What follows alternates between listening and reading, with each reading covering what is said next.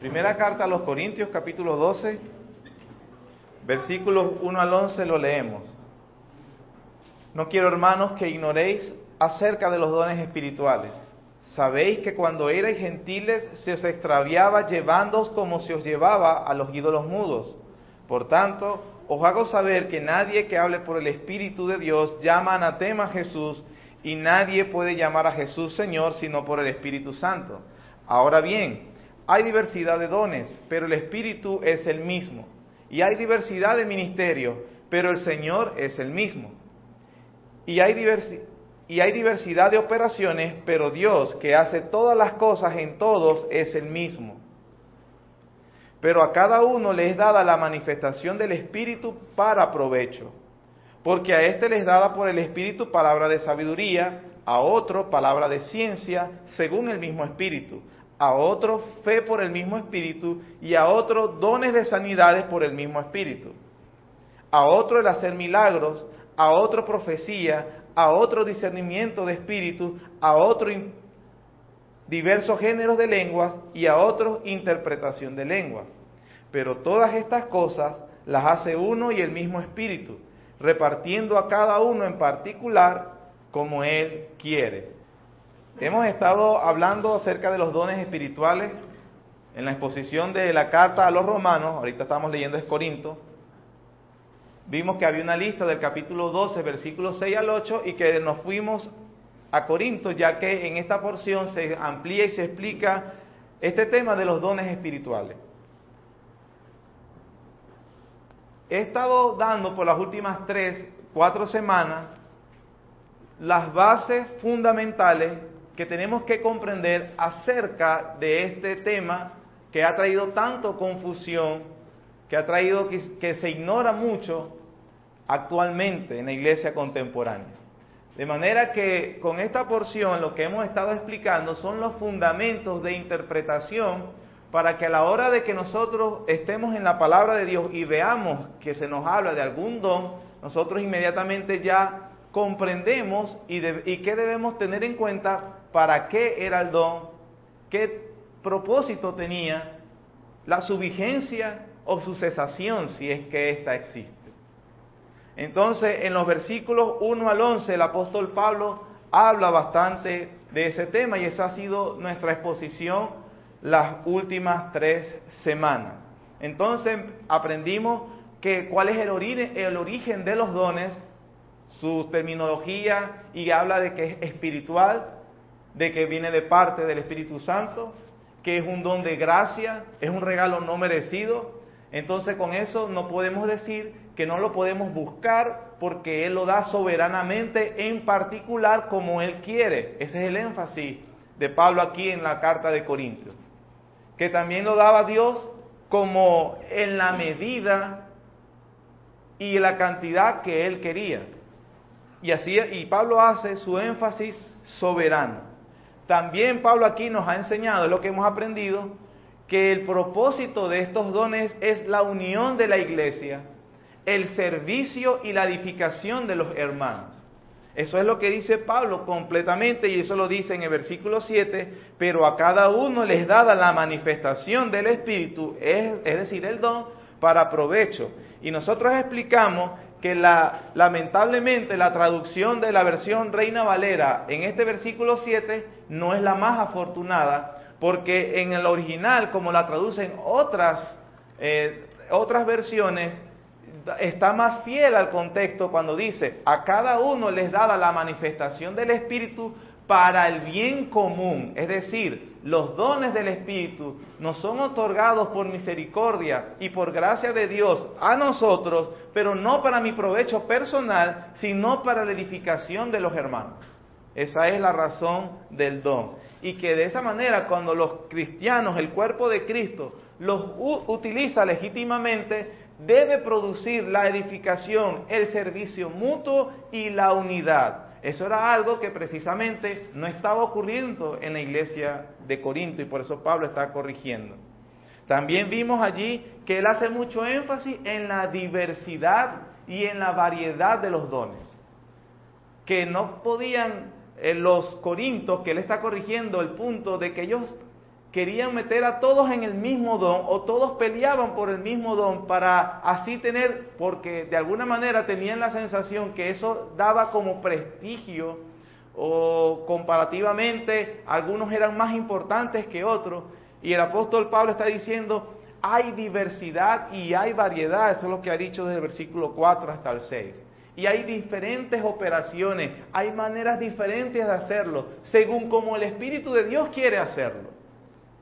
Eso es algo que debemos tener consciente, y que la insistencia corintio, como la insistencia actual de tratar de meter a todos los cristianos utilizando algunos dones, es totalmente contrario a lo que precisamente Pablo quiere enseñarle acerca del tema. Entonces, eso es lo que hemos estado viendo las últimas semanas. Ahora,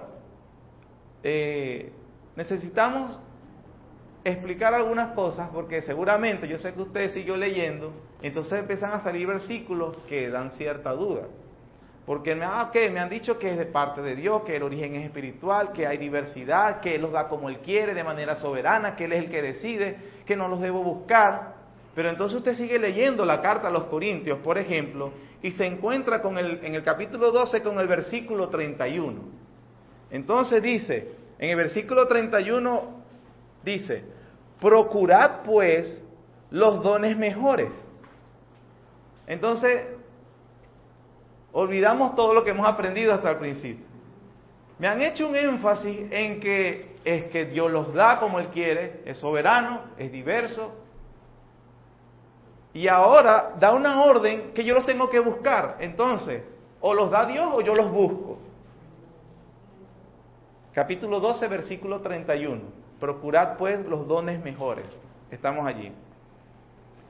Note que el contexto, aparentemente también hay una contradicción del mismo apóstol, ya que él está hablando acerca del origen, la soberanía, la repartición particular que Dios da como Él quiere, y esa diversidad.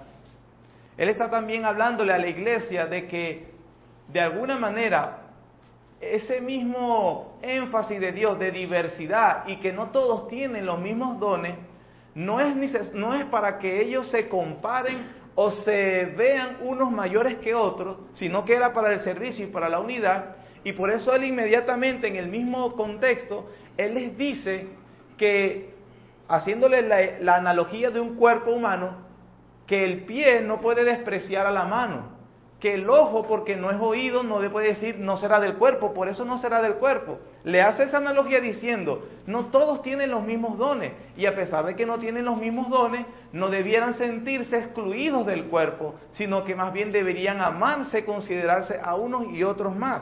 Por eso Pablo está constantemente en toda su argumentación hablando de ese sentido unificador. Vean el capítulo 12, versículo 27. Después que le dice lo del cuerpo, le dice así: vosotros pues sois el cuerpo de Cristo y miembros cada uno en particular. Es decir, no se dividan, no se humillen, no se retraigan los unos de los otros. Versículo 28. Y a unos puso Dios en la iglesia, primeramente apóstoles, luego profetas, los terceros maestros, luego los que hacen milagros. Está hablando de la diversidad, ¿no? Después los que sanan, los que ayudan, los que administran, los que tienen don de lengua. Versículo 29. ¿Son todos apóstoles? Es una pregunta retórica que la respuesta es obviamente no. ¿Son todos apóstoles? ¿Son todos profetas? ¿Todos maestros? ¿Hacen todos milagros? ¿Tienen dones de sanidad? ¿Hablan todos en lengua? ¿Interpretan todos? Él está recriminando. No se busquen los mismos, porque Dios no dio lo mismo a todos. Entonces después dice, procurad pues los dones mejores. Parece como que él mismo se contradice, ¿cierto? Esta es la explicación que pretendo dar. El verbo con el que comienza el versículo 31 en griego es seluo. Usted lo puede confirmar. Los expertos en gramática explican que este verbo está escrito como está construido gramaticalmente en griego, se puede traducir como una orden, es decir, correctamente como está traducido aquí. Procurad pues los dones mejores. Inclusive hay un dato mayor, el verbo utilizado allí, literalmente significa tener celo, de tener fuerte celo. Como que si Pablo dijera, ustedes deben tener un fuerte celo por los dones mejores. Según el contexto se puede traducir también como procurar algo, buscar algo. Buscar también se puede. Buscar pues, buscar como una orden, los dones mejores. Y en la construcción gramatical, por eso les digo, se puede traducir como una orden. Ahora, también nos explican que hay una segunda alternativa para traducir cómo se está escrito ese verbo en griego. Y es muy interesante. La alternativa para traducir el verbo como está escrito también es un indicativo.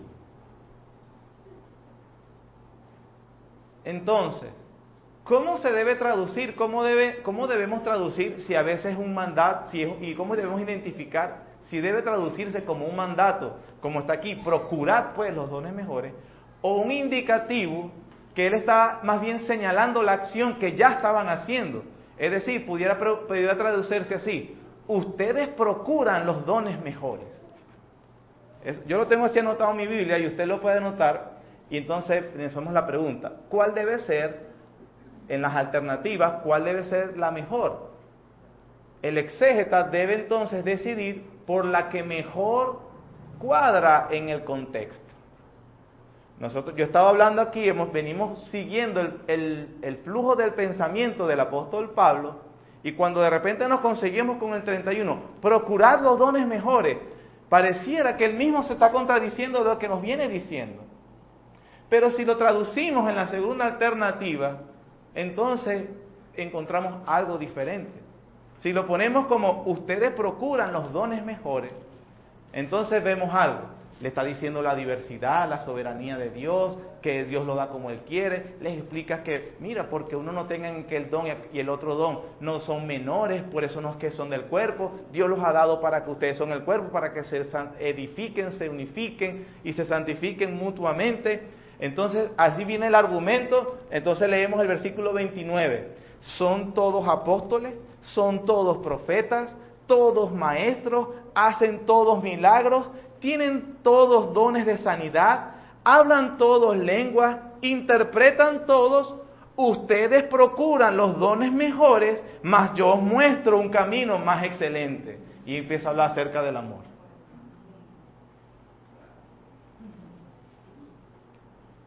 Mi pregunta es, ¿no fluye mejor el pensamiento así?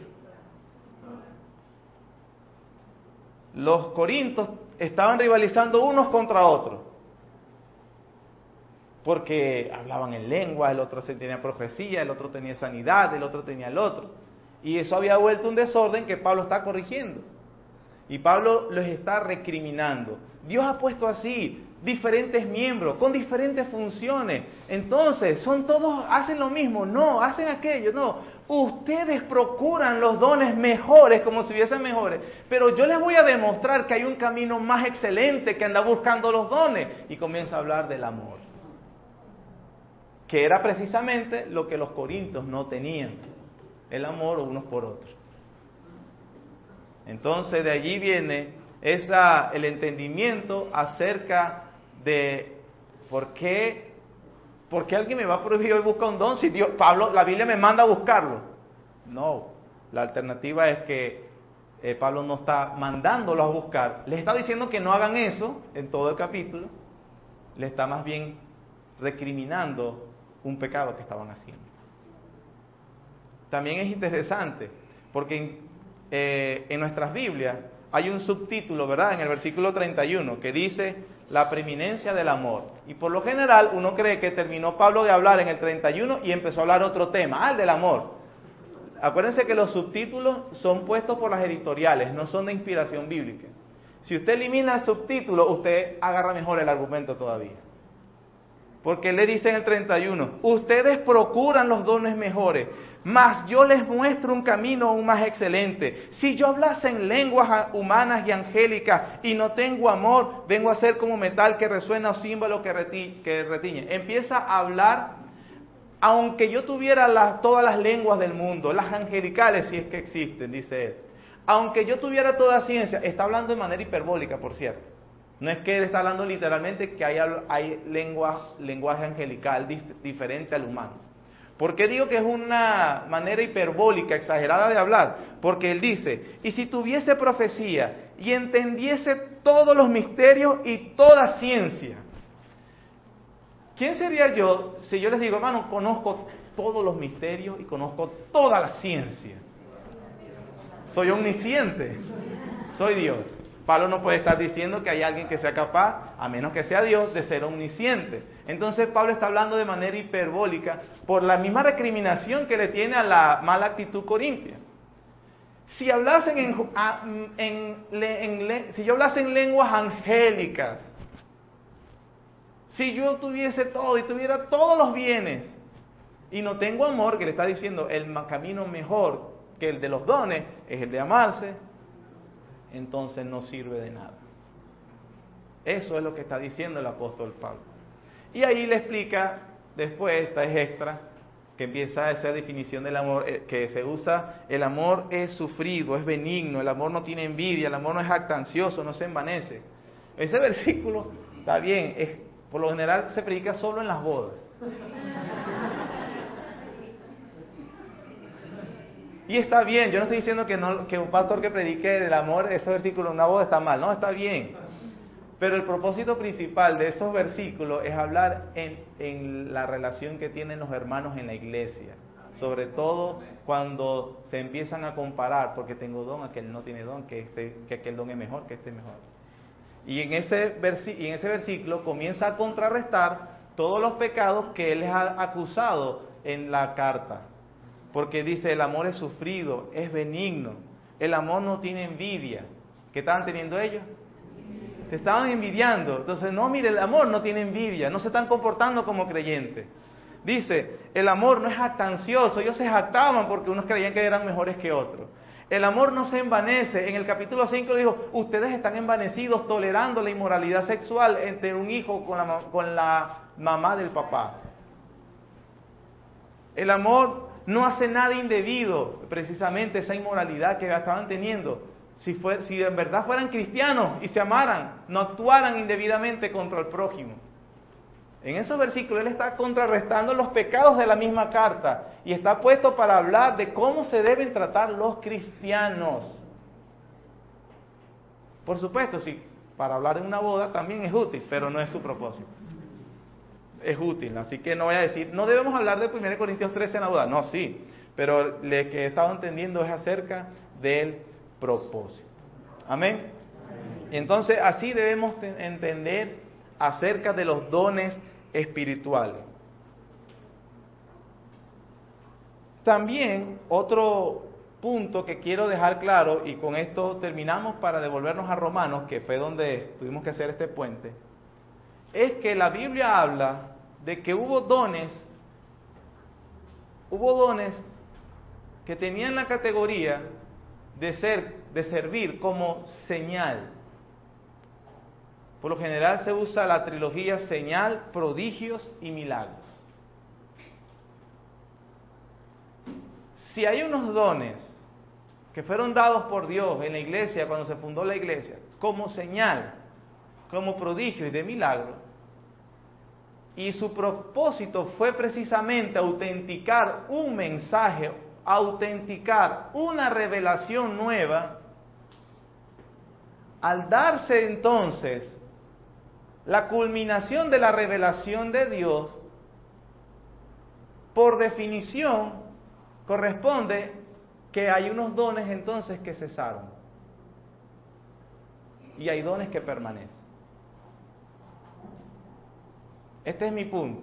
Si eso se puede demostrar, entonces podemos estar seguros y lo que tenemos que hacer es, al tener un don, simplemente ver si tenía el propósito de ser un autenticador de una señal, de alguna nueva revelación, y si es así, y ya autenticó un mensaje, y ya selló una revelación, entonces su utilidad no es necesaria, por lo cual debió haber cesado. Esa es la segunda categoría que tenemos que tener en cuenta.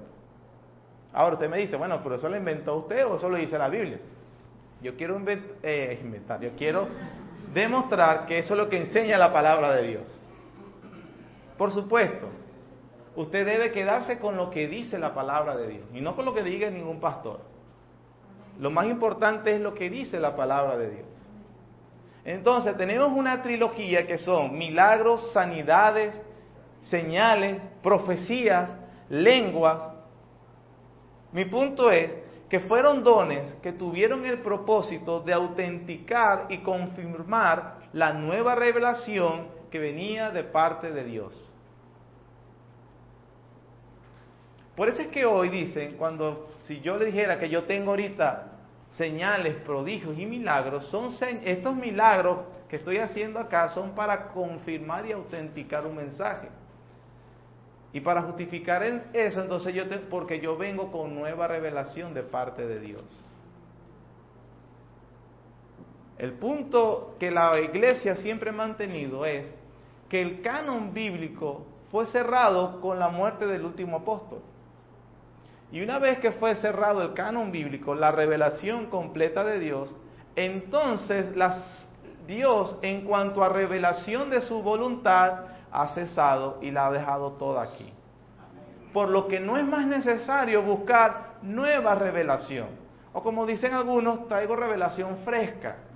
Como que si esta está añeja, vieja, obsoleta, inadecuada, insuficiente. Yo sé que muchos no dicen así abiertamente, pero lo que yo quiero demostrarles es que si usted es consecuente de verdad, con el punto de que hay nueva revelación fresca, entonces donde se me revela la voluntad de Dios, donde se me revela lo que Dios quiere para mi vida o la vida de una iglesia, estamos admitiendo, aunque no de palabra, que esta no es suficiente. Es un hecho. Alguien una vez me dijo, no hermano, yo creo que hay revelación nueva y yo creo que esta es suficiente. Pero está diciendo dos cosas contradictorias. Eso es una opción que no se le permite a la persona. Tú lo que eres muy vivo, mi profesor. Quiere quedarse con las dos. No, si hay una nueva revelación es porque esta nueva revelación no está aquí. Y si pero hay que confirmarla. A ver, si está aquí, entonces ¿para qué me la va a dar por otro lado? Es el punto. Ese es el punto. Los señales, prodigios y milagros. La Biblia habla de que en efecto hay señales, prodigios y milagros. Y la primera persona a quienes Dios respaldó con señales, prodigios y milagros fue al Señor Jesucristo. Al Jesús. Ese es el punto de la predicación de los apóstoles. Recuerden que en Juan 3 sale Nicodemo así, medio escondido, que no lo vean, y le dice, Maestro, sabemos que vienes de Dios, porque nadie puede hacer las señales que tú haces. Hasta sus enemigos acérrimos confirmaban y no podían negar que él hacía cosas que nadie hacía, y que Dios respaldaba y autenticaba su mensaje. Y él decía la semana pasada, porque Israel ha estado esperando esa promesa toda la historia de su existencia, y entonces aparece un carpintero de 30 años de edad diciendo que él es el cumplimiento de esa promesa. Un momentico, eso no es así tan fácil. Bueno, ahora yo voy a hacer señales que demuestran que yo soy ese que dicen todos los profetas. Ese es Jesús. Por eso es que en Juan capítulo 20, el Evangelio de Juan, capítulo 20, versículo 30 y 31 dice, hizo además Jesús muchas otras señales en presencia de sus discípulos, las cuales no están escritas en este libro, pero estas se han escrito para que creáis que Jesús, ese es Jesús, es el Cristo, el ungido, el Hijo de Dios, y para que creyendo tengáis vida eterna en su nombre.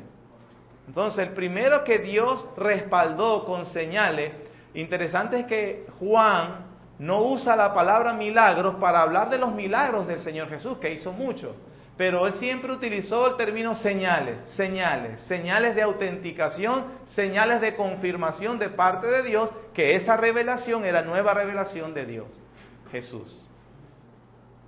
Hechos capítulo 2. Hechos capítulo 2, versículo 22. Está hablando Pedro y dice: varones israelitas, oíd estas palabras. Jesús Nazareno, Jesús, el que viene de esa aldea de Nazaret, ese Jesús normalito. Varón aprobado por Dios entre vosotros. ¿Cómo lo aprobó Dios? Dice Pedro, ¿cómo? Con las maravillas, prodigios y señales que Dios hizo entre vosotros por medio de él, como vosotros mismos sabéis. De manera que la primera persona que necesitó que Dios le respaldara con señales, prodigios y maravillas fue el mismo Señor Jesucristo, para confirmar que la revelación que venía a través de él era de Dios. Y ese es el mensaje de los apóstoles. En segundo lugar, quien Dios respaldó precisamente con eso, y era la señal, ¿verdad?, la manera de Dios autenticar que el pueblo podía confiar en ese Jesús, pues ya lo hemos demostrado. Entonces también fue los 12 apóstoles. Todo el libro de Hechos está escrito para hablar de las señales, prodigios y milagros que confirmaron que los apóstoles eran los representantes oficiales de Jesús, el crucificado y el resucitado, para que ahora la iglesia se dejara guiar por ellos. El mismo Hechos capítulo 2, versículo 43. Y sobrevino temor a toda persona, y muchas maravillas y señales eran hechas ¿por quién? Por los apóstoles. Capítulo 14 de Hechos, capítulo 14, versículo 3. Hechos 14, versículo 3 dice: por tanto, se detuvieron allí mucho tiempo. Está hablando de Pablo y Bernabé, Pablo es apóstol. Por tanto, se detuvieron allí mucho tiempo, hablando con denuedo, confiados en el Señor, el cual, el Señor, daba testimonio a la palabra de su gracia, concediendo que se hicieren por las manos de ellos, ¿qué? Señales y prodigios. Los apóstoles, eso no le cabe duda a nadie. Segunda carta a los Corintios, capítulo 12. Segunda carta a los Corintios, capítulo 12.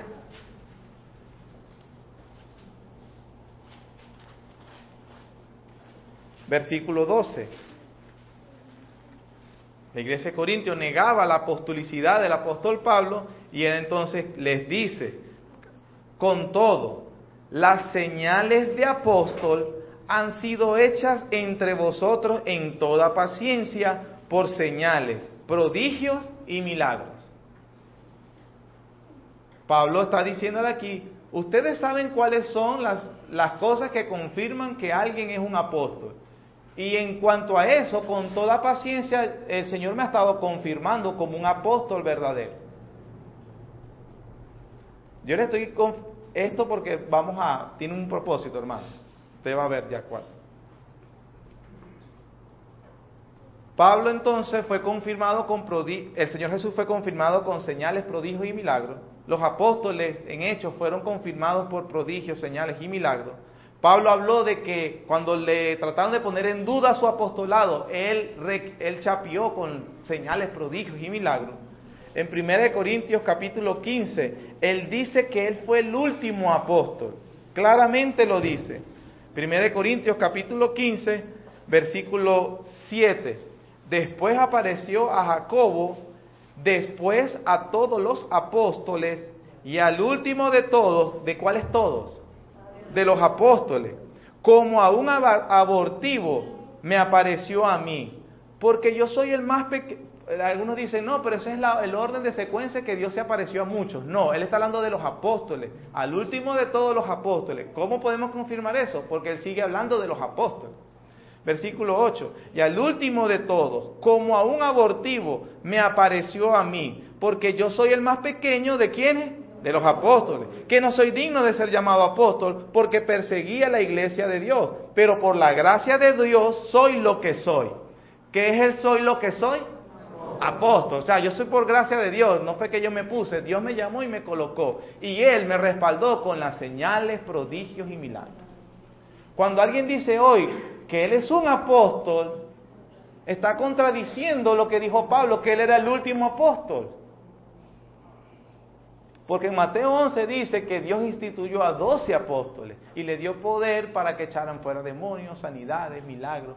¿Para qué? Para autenticar el mensaje que estaba viniendo, la nueva revelación. ¿Por qué nueva revelación? Porque la iglesia no contaba con todo el Nuevo Testamento escrito. Se estaba generando el Nuevo Testamento. Y ya que era la nueva revelación de Dios, le plació a Dios escribirla para conservación de la iglesia. Y una vez cerrado el canon bíblico, entonces asumimos que no hay nueva revelación de Dios. Por lo tanto, las señales, prodigios y milagros que autenticaban la nueva revelación de Dios tuvieron que haber cesado.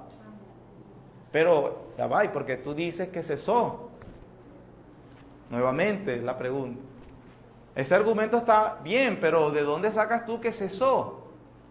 Eso también lo dice la palabra de Dios. Hebreos capítulo 2.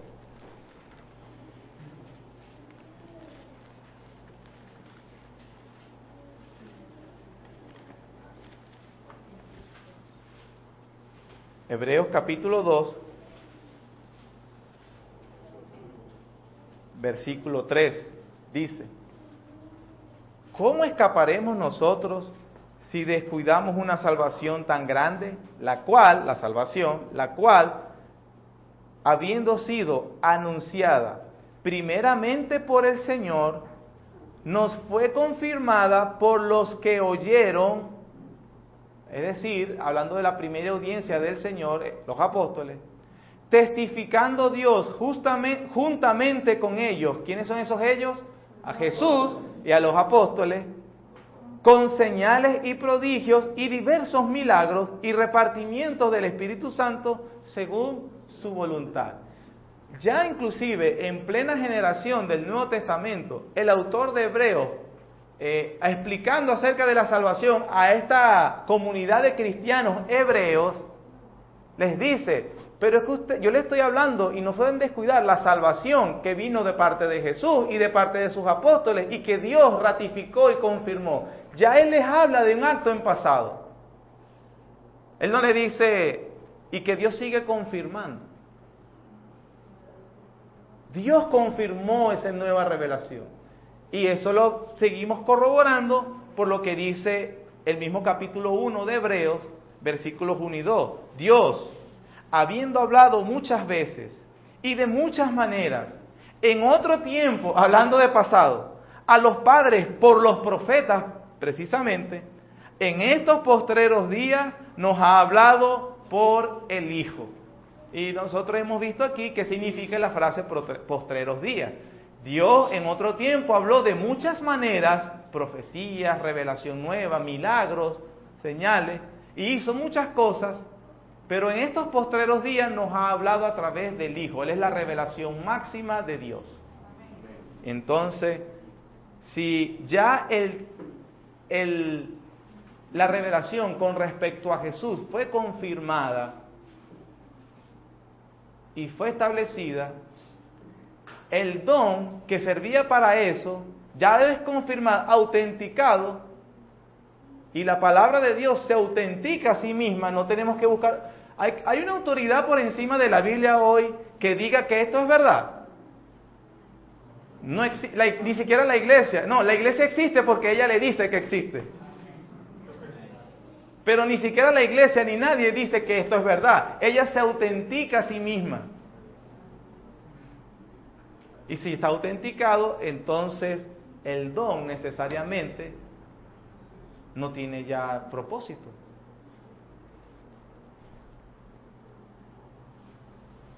Hechos capítulo 10.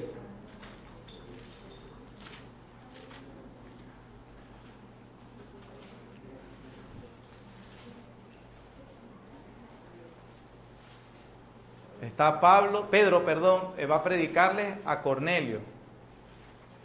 Y vean cómo explica Pedro el Evangelio. Así lo comenta Lucas. capítulo 10 de Hechos, versículo 37. Él empieza con una narración histórica. Narración histórica es que comienza a hablar de los hechos que sucedieron en el pasado. Miren cómo dice Pedro.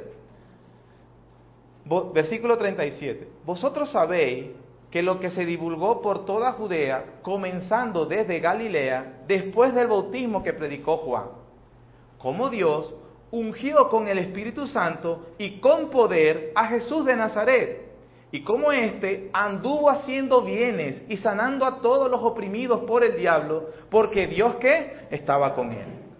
Y nosotros, ¿quiénes son esos nosotros? Los apóstoles, somos testigos de todas las cosas que Jesús hizo en la tierra de Judea y en Jerusalén, a quien mataron colgándole en un madero. A este levantó Dios al tercer día e hizo que se manifestase, ¿qué dice ahí? No todo al pueblo. Vean esto. E hizo que se manifestase no a todo el pueblo, sino a los testigos que Dios había ordenado de antemano, a nosotros que comimos y bebimos con Él después que resucitó de los muertos. ¿Ve la narración de Pedro? Comenzó diciendo, hubo un Jesús, ustedes porque Él está fuera de Jerusalén en este momento. Hubo un Jesús, ustedes han escuchado, hizo estas cosas, Dios estaba con Él, y Él murió y resucitó y se nos apareció, no a todo el mundo, a nosotros, después que comimos y bebimos con Él, después de resucitado está hablando. Versículo 42. Y nos mandó que predicásemos al pueblo y testificásemos que Él es el que Dios ha puesto por juez de vivos y muertos. De este, ahora bien el fundamento de Él, de este dan testimonio todos los profetas, que todos los que en Él creyeren recibirán perdón de pecados por su nombre. Mientras aún hablaba Pedro estas palabras, el Espíritu Santo cayó sobre todos los que oían, ¿qué?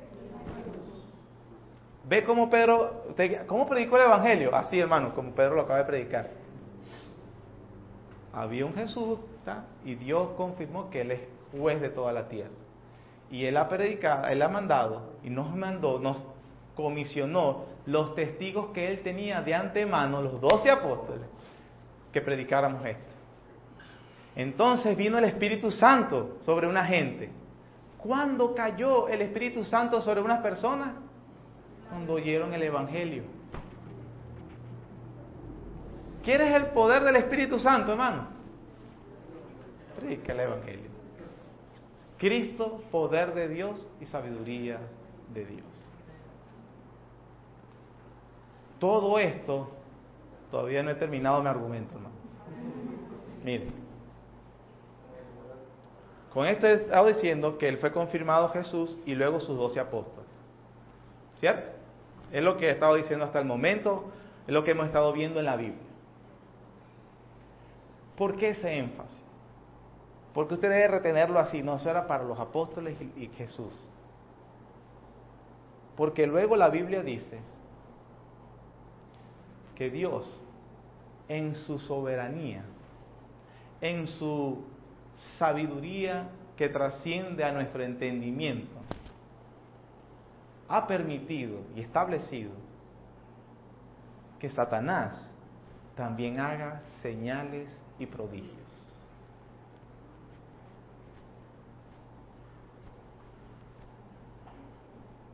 Y que crea a la gente para condenarnos. ¿Dónde saqué yo eso? Segunda de Tesalonicenses, capítulo 2.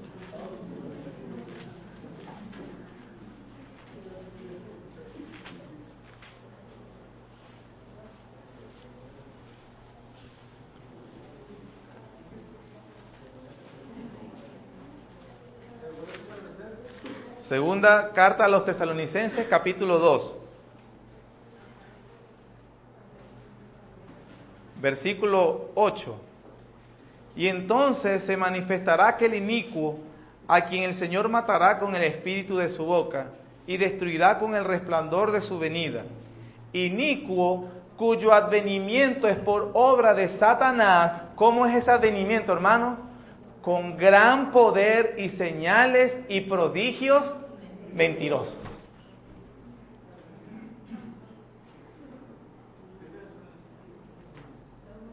Es decir, que hubo unas señales, prodigios y milagros para autenticar a unos mensajeros de Dios, que según la palabra de Dios, como lo hemos estado viendo, es al Señor Jesús y a los apóstoles, para hablar de esa nueva revelación.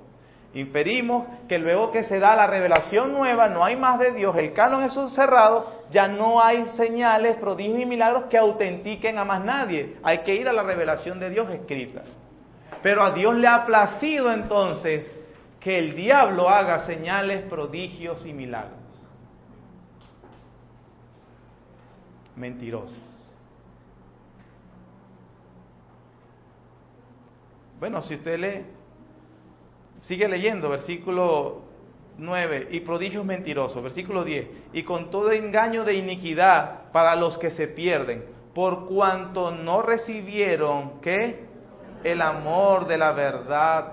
¿Cuál es la verdad? La Biblia. No recibieron el amor de la verdad, a fin de que sean condenados todos los que no creyeron a la verdad, sino que se complacieron. A fin de que sean condenados todos los que no creyeron a la verdad. Versículo 11. Versículo 11.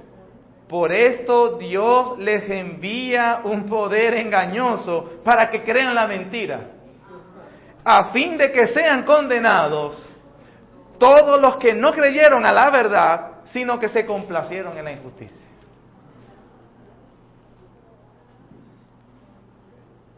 Yo creo, hermanos, que la palabra de Dios es muy clara.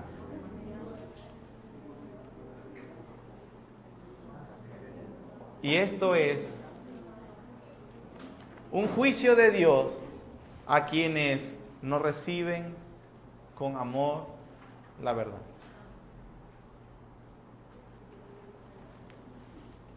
Apocalipsis capítulo 13.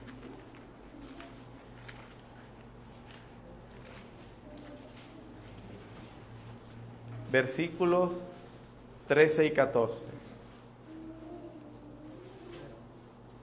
También hace grandes señales, de tal manera que aún hace descender fuego del cielo a la tierra delante de los hombres, y engaña a los moradores de la tierra con las señales que se le ha permitido hacer en presencia de la bestia, mandando a los moradores de la tierra que le hagan imagen a la bestia que tiene la herida de espada y vivió. Entonces hay prodigios, señales y milagros para autenticar a los verdaderos portadores de la revelación de Dios. Y entonces, una vez eso cerrado, tuvo que haber cesado, pero Dios le ha placido permitir que Satanás haga prodigios, señales y milagros para aquellos que no reciben con amor la verdad y sean engañados y sean condenados. Por eso era el énfasis de los apóstoles y que solo hay 12 apóstoles. Eso creo que lo hemos estado ya confirmando. Entonces, hermanos, con respecto a eso, usted puede entonces abordar que había unos dones como señal y habían otros dones que son para la edificación. Entonces ustedes ven, bueno, este don fue don de señal, entonces tuvo que haber cesado, porque ya fue confirmada la revelación. Y hay un don que es para edificación, entonces debe estar continuando. Ese es el argumento. Ese es el argumento. Entonces, vemos, por ejemplo, que en Romanos capítulo 12, el primer don que se habla es de la profecía. Si alguno tiene el don de profecía, úselo conforme a la medida de fe. ¿En qué consistía la profecía? Tanto del Antiguo como del Nuevo Testamento. Era un hombre asignado por Dios que comunicaba la revelación de Dios, aclaraba la verdad, la voluntad de Dios al pueblo.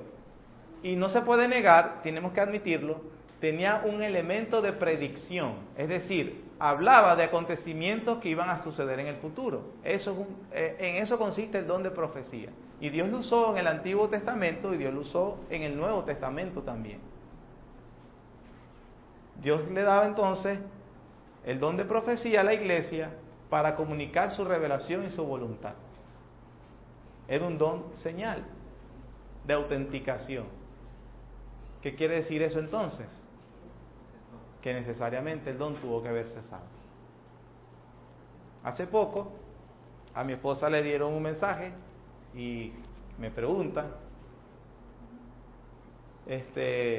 hay unos videos virales en YouTube donde hay unas profecías o unas señales en Israel que están saliendo unas trompetas y entonces yo le digo, esos son falsos. No, ella no hizo así, pero usted me dice, ella no fue. Pero entonces tú me puedes decir, pero este sí es pretencioso, soberbio. Ni siquiera ha visto el video, ya sabe que es falso. Hay que ver que la gente que es escéptica. Por lo menos que lo vea y bueno, y que explique después. ¿Por qué le puede decir que era falso? ¿Perdón? No lo había visto.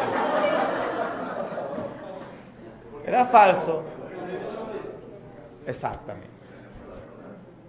Era falso porque la Biblia no lo decía. Y Dios va a comunicar su voluntad a través de la Biblia. No va a usar YouTube, hermano. No va a usar al Papa, al periódico. No. El basado. Usted no puede, porque eso cesó. Yo no sabía qué contenido tenía el video, pero sí sé lo que dice esto. O sea, no es porque yo sé más, usted también lo puede saber. Solo si estudia. Y entonces usted puede estar seguro de que el video era falso. Después lo vi y confirmé que era falso. Era falso. Eso le digo, hermano, que, como dice Hebreos 1, Dios habiendo hablado en otro tiempo, de muchas maneras, entonces, yo no puedo decir, Dios dice, o Dios ha dicho, Dios me ha revelado, si no tiene capítulos y versículos.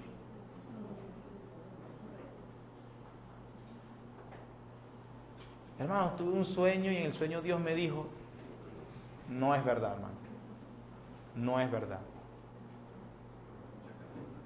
No puede ser posible, porque la Biblia dice que Él ya habló a través del Hijo. No puede soñar y decir que eso viene de Dios, no lo es. Hermanos, un profeta dijo, no lo es. Es que Dios me puso en el corazón, no lo es. Se puede tener deseos, los deseos bíblicos. Y hágalo porque es la voluntad de Dios, pero porque está en la Biblia. Usted ha aprendido y abunda tanto en la Biblia que usted ya piensa los pensamientos de Dios y actúa conforme a su voluntad. Esto es muy importante tenerlo en cuenta. Por eso he gastado esta predicación y con esto cerramos. Por eso es que Pablo en 1 Corintios 12, y con esto terminamos, les dijo que yo les estaba explicando la semana pasada en los primeros dones que él habla. Ya expliqué el de profecía. Un detalle, perdón. La profecía tiene elementos de predicción, que ya como en la revelación de Dios se confirmó, ya no es necesario la predicción. Pero, ojo, la Biblia dice que los profetas no solo cumplían esa función de predecir el futuro, también tenían otras funciones. Por ejemplo, el capítulo 14 de 1 Corintios dice eso. 1 Corintios capítulo 14, versículo 3. Si no lo tiene, solo escuche, me dice: pero el que profetiza habla a los hombres para edificación, exhortación y consolación. Entonces, hemos admitido que los profetas, en cuanto a su labor profética, tenían una función de predecir acontecimientos en el futuro que Dios le daba. Pero ya terminado el canon, la revelación de Dios, en ese sentido ese don tuvo que haber cesado. No hay nueva revelación. Ya Dios ha dicho lo que va a pasar y lo dice hasta Apocalipsis. Ahora, pero aquí dice la Biblia también que él cumplía otra función, el profeta. ¿Cuál es? De edificar, de exhortar y de consolar. Mi pregunta es, ¿necesita la iglesia ser edificada, consolada y confortada, exhortada?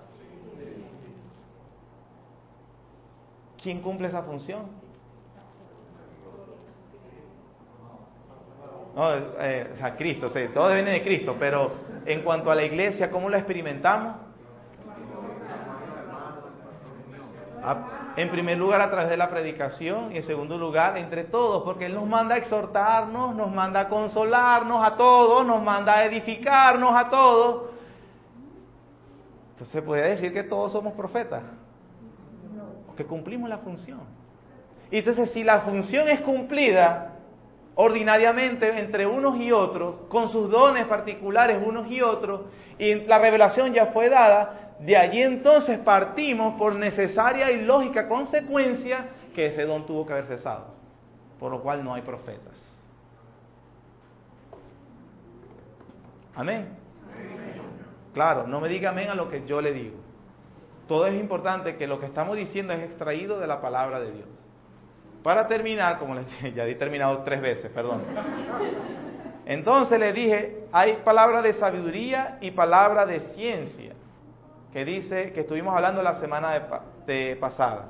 La palabra de sabiduría la explicamos acerca de la verdad de Dios, y palabra de ciencia, la palabra griega gnosis, que dice conocimiento. Entonces hay un don de Dios que se llama palabra de conocimiento. ¿Cuál conocimiento? Nosotros definimos así. Es un don especial que al estudiar la palabra de Dios, la persona es capacitada para tener una apreciación completa del texto, de su contexto, del sentido original del autor, el propósito del uso de palabras específicas y a la vez la relación y armonía que tiene con el resto de las escrituras, con la capacidad de enseñar a otros con él. Por eso es que el Señor, cuando está hablando en el camino de Emaús, ellos decían, les pasó por todas las escrituras, y ellos vieron el orden, cómo ellos tenían armonía unos con otros los versículos y que hablaban de Cristo. Nos ardía el corazón cuando nos hablaban las escrituras. Miren el contraste de algunos círculos, cómo se entiende el don de conocimiento. Todo lo que he dicho tiene que ver con la palabra de Dios, pero miren esta definición. El don de conocimiento es una revelación sobrenatural de información sobre una persona o acontecimiento que usualmente tiene que ver con una necesidad inmediata. Entonces, algo más o menos así.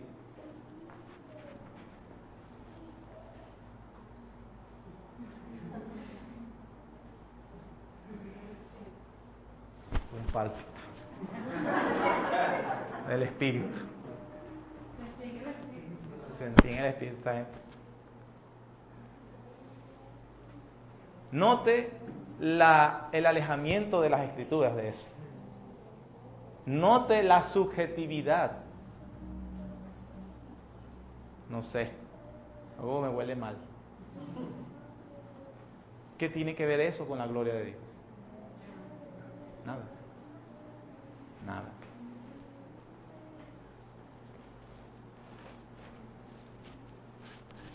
Efesios capítulo 1.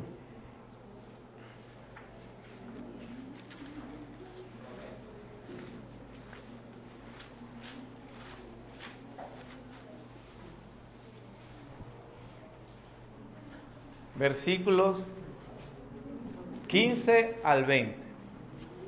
Por esta causa, también yo, habiendo oído de vuestra fe en el Señor Jesús y de vuestro amor con todos los santos, no ceso de dar gracias por vosotros, haciendo memoria de vosotros en mis oraciones. ¿Para qué Pablo ora por los creyentes de Efesios? Versículo 17. Para que el Dios de nuestro Señor Jesucristo, el Padre de gloria, os dé espíritu de sabiduría y de revelación en el conocimiento de ¿quién? ¿Para qué es el don de conocimiento y para qué es el don de sabiduría? ¿Para conocer de quién? ¿Ve que no es? Algo va a pasar aquí. No. El don de conocimiento, el don de sabiduría es para conocer, no lo que te va a pasar mañana, es de Él.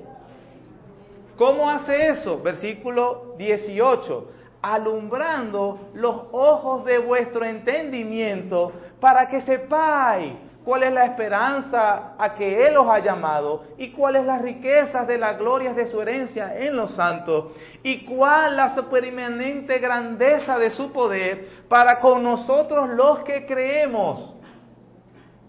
Nota la razón del don. Para que sepan, está aquí. Dios hace un don de conocimiento de Él aquí para que sepas todo lo que Él ha hecho por ti y te afirmes allí, versículo 19, y experimentes la supereminente grandeza de su poder para con nosotros los que creemos, según la operación del poder de su fuerza, la cual, esa fuerza que quiere que entienda, esa misma fuerza que abre tu entendimiento para saberle de Él, esa fuerza operó en Cristo, resucitándole de los muertos y sentándole a su diestra en los lugares celestiales. Pablo dice que esa labor del Espíritu Santo de hacer que de una persona entienda la anchura, la longitud, la grandeza del amor de Dios, es un despliegue de poder en la persona que se equipara cuando Él resucitó a Jesucristo de los muertos. ¿Quieres ver el poder de Dios?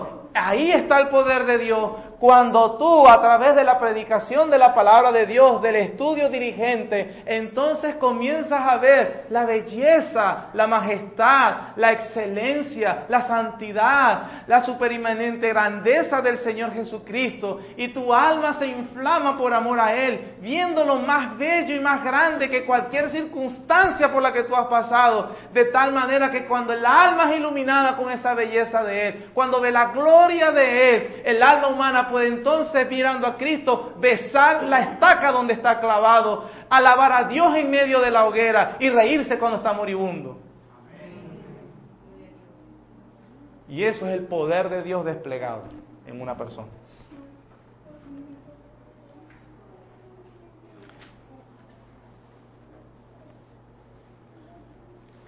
Capítulo 3 de Efesios, versículo 17. Versículo 14. Por esta causa doblo mis rodillas ante el Padre de nuestro Señor Jesucristo. Vuelve a decir que sigue orando. ¿Por qué Pablo ora? Del Señor Jesucristo, de quien toma nombre toda familia en los cielos y en la tierra, para que os dé, conforme a las riquezas de su gloria, el ser fortalecidos con poder en el hombre interior por su espíritu. Ya vimos cuál es ese poder. El que resucitó a Jesucristo de los muertos. Él dice, yo oro para que ese poder obre en ustedes y sean fortalecidos en el hombre interior con ese mismo poder. ¿Y cómo se experimenta ese poder? Versículo 17, para que habite Cristo por la fe en vuestros corazones, a fin de que arraigados y cimentados en amor, seáis plenamente capaces de comprender con todos los santos cuál sea la anchura, la longitud, la profundidad y la altura, y de conocer el amor de Cristo que excede todo conocimiento, para que seáis llenos de toda la plenitud de Dios. ¿Quieres ser lleno del Espíritu Santo, de plenitud de Dios? Él hace eso cuando comprendes la persona, la obra, el amor de Cristo. Por eso, oh profundo amor de Cristo, tan grande y sin límites. Y cuando tú puedes ver eso, entonces estás viendo el despliegue más espectacular, derroche del poder de Dios en la comprensión de la persona de Jesucristo. Tanto es el poder así que levanta a un muerto espiritual para que ahora ame a Jesús. Quiera el Señor darnos de ese poder. Darnos de ese poder. Entonces, hermanos, con esto doy fin a la predicación y a los argumentos introductorios de cómo tú puedes abordar un don espiritual. y entonces poder ver y usarlo legítimamente y considerar cuál entonces ha cesado, si no, y cuáles son permanentes. El punto para nosotros, o lo que he estado predicando, según la Biblia, es que sí, cesaron algunos y otros continúan. Amén. Amado Señor, gracias te damos de verdad por el despliegue de poder que obras en todos aquellos que son muertos espirituales, incapaces de ver, reconocer a Cristo Jesús, nosotros. Pero por tu gracia y por tu misericordia, haciendo, Señor, que nuestros ojos puedan ver la belleza de Jesucristo y llevarnos a creerle, a confiar y a descansar. Tanto así para la eternidad, Señor, pero no solamente se queda allí, sino también para soportar las aflicciones en las que vivimos en el presente.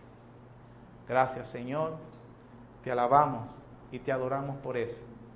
Por favor, ayúdanos a abundar más y más en el conocimiento del amor de Dios que es en Cristo Jesús, para estar llenos de la plenitud de Dios. Te amamos, Señor, en el nombre de Jesús. Amén.